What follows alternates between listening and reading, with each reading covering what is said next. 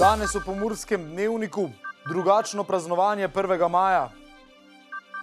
Veseli, da lahko ponovno obratujejo. Več nasilja v času koronavirusa. Napad na Evropo čez leto ali dve. Vreme jutri bo oblačno.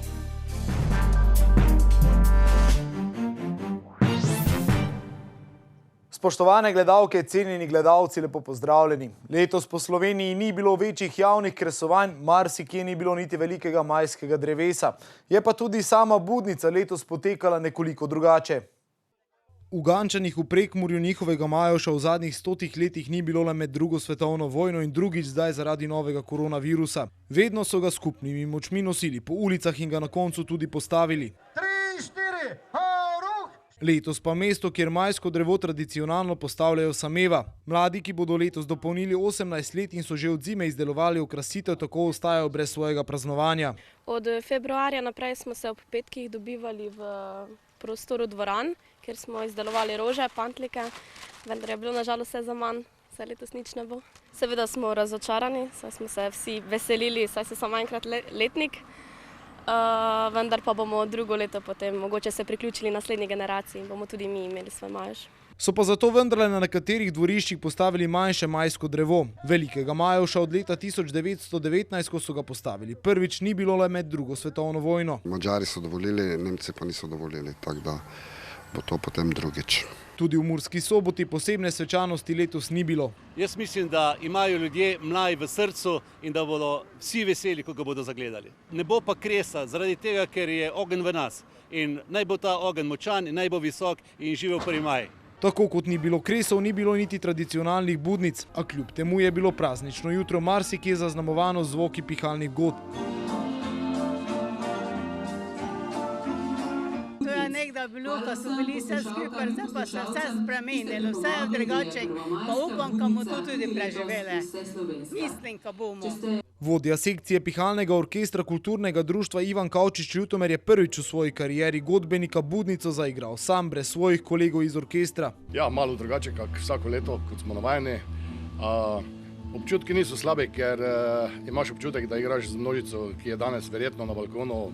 Za marsikoga je bila tovrstna domača budnica presenečenje. Mene je zelo presenetila, kajti seveda godbeniki naši, ki so zelo odlični, mene vedno znova presenetijo. So pa budnice tudi na nekoliko drugačen način vseeno poskrbele za tisti občutek svečanosti, ki je prisoten ob takšnih praznikih.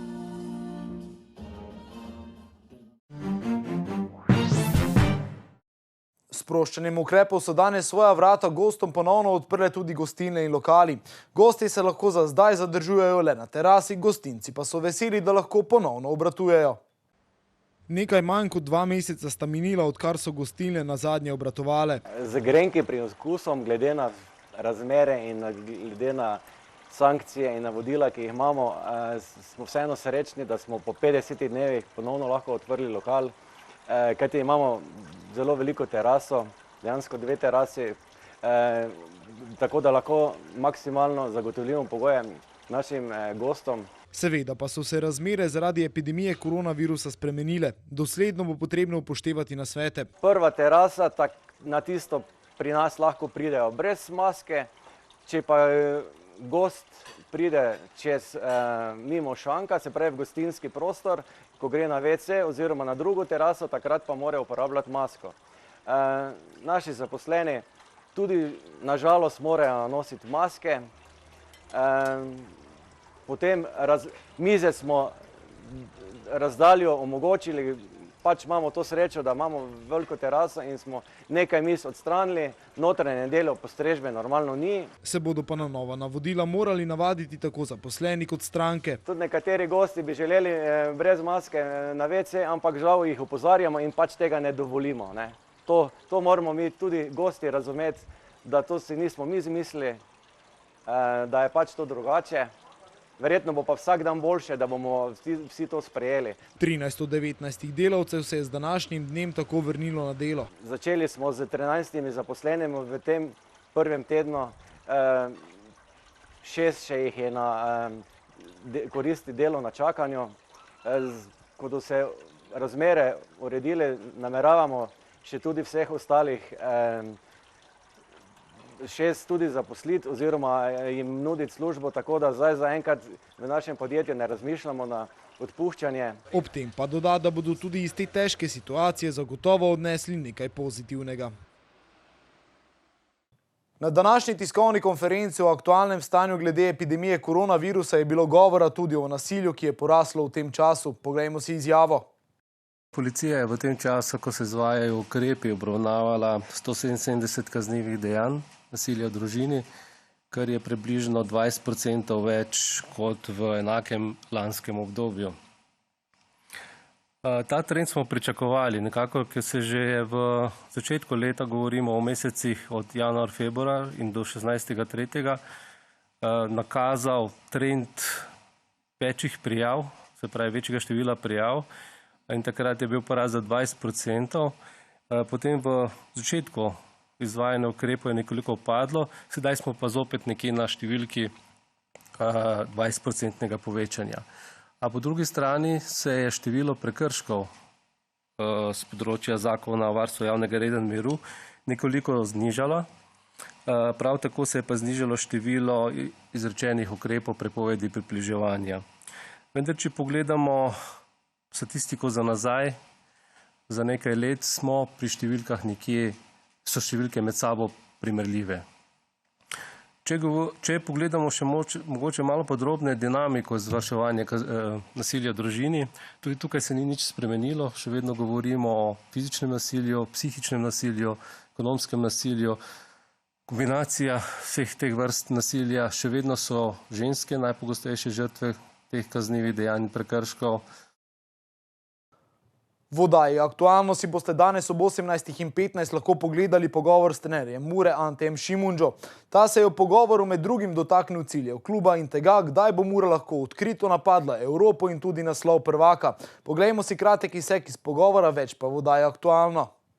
Moraš je preteč par tekm ali pa kakšna sezona, dve zraven, da bo potem sam kult kluba prišel do tega, da je prva liga, ne bom rekel samo eno, ampak je tista, katera je pomembna in tista, katera je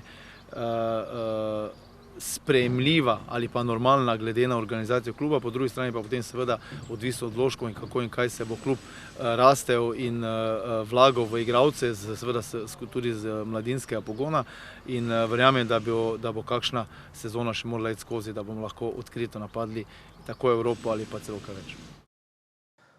Skupina dijakov drugega letnika gimnazije Franca Miklošiča Ljutomer bo v sklopu šolanja na daljavo izvajala brezplačno akcijo pomoči osnovnošolcem.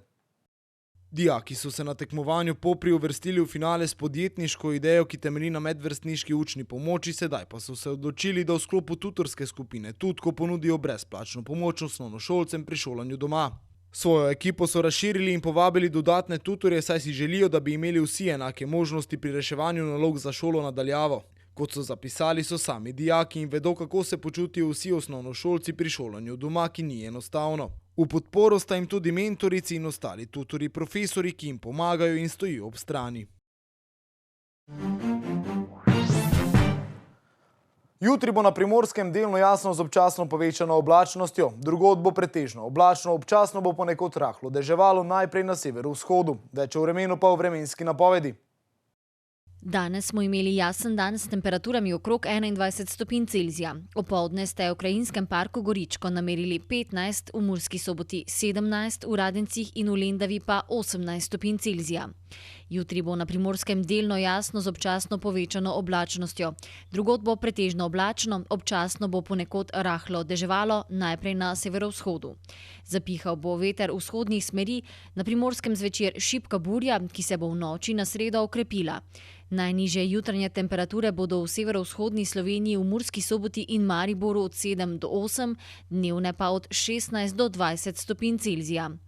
V sredo bo pretežno jasno, pihal bo severni do severovzhodni veter, burja na Primorskem bo oslabela. Tudi v četrtek bo pretežno jasno, jutro bo hladno, čez dan pa bo topleje kot v sredo. Temperature v naših krajih se bodo zjutraj gibale od 2 do 6, čez dan pa od 19 do 25 stopinj Celzija.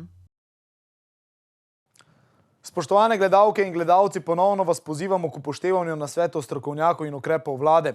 Zato si redno umivajte roke, kašljajte in kihajte v robček ali rokav, redno zračite prostore, izogibajte se socialnim stikom in ostanite doma. Vse, kar je potrebno, boste vsak dan sproti izvedeli v Pomurskem dnevniku. Hvala, ker ste bili z nami v našo družbo, pa ponovno vabljeni prihodnjič. Bodite z nami.